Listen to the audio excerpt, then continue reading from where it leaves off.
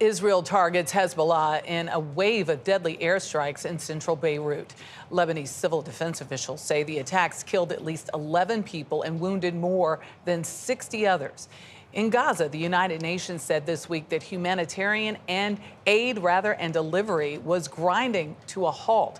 The International Criminal Court, which has no jurisdiction, issued an arrest warrant for Israeli Prime Minister Benjamin Netanyahu for crimes against humanity over the fate of Gaza's civilian population. Deborah Pata reports from Tel Aviv. Deprivation and hunger on an endless loop in Gaza, where children beg for food and starving Palestinians endure jostling, angry crowds just to get bread, where mothers are simply unable to feed their children. Sometimes I can't even find bread, sobs Salma. I swear we live in hell. One of my children has already died and I'm terrified it will happen again.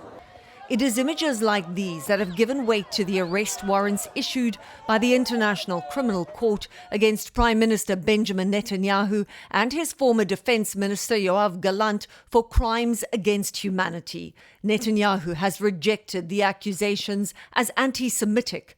But while it's difficult for Israel to see their leaders accused of war crimes, not enough questions have been asked about how this war has been waged, says Israeli international law expert Ayal Gross. We have quite a lot of accounts that may point to serious allegations.